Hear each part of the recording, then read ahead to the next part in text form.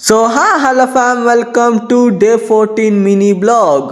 ಬೆಳಗ್ಗೆ ನಮ್ಮ ದೇವ್ರ ಕೈ ಮುಗ್ದು ನಾನು ಹೋಗ್ತೀನಿ ಆಚೆ ಕಡೆ, ನೋಡ್ತೀನಿ ಫುಲ್ಲು ಫಾಗು ಗೈಸ್.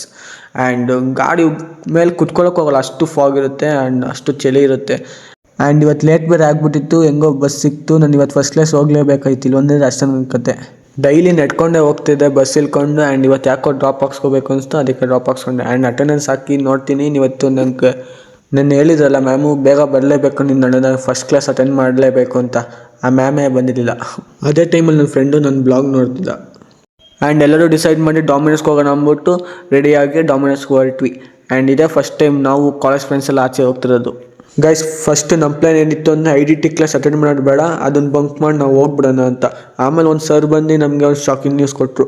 ಅದು ಬೇರೆ ನಾವು ಫಸ್ಟ್ ಟೈಮ್ ಹೋಗ್ತಿರೋದು, ಅದೆಲ್ಲ ಒಂದು ಶಾಕಿಂಗ್ ನ್ಯೂಸ್ ಕೊಟ್ಟರು. ಏನಂದರೆ ಆ್ಯಂಡ್ IDT ಕ್ಲಾಸ್ ನಾನು ತೊಗೊತೀನಿ ಅಂತ ಯಾರೋ ಸರ್ ಬಂದು ತೊಗೊಬಿಟ್ರು.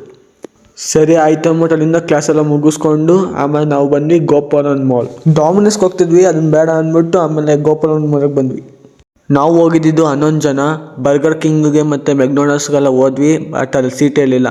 ನಾವು ಅಲ್ಲಿ ₹1500 ಬಿಲ್ ಮಾಡಿದ್ಕೇನೋ ಲಕ್ಕಿ ಡ್ರಾ ಅಂತೇನೋ ಕೊಟ್ಟರು.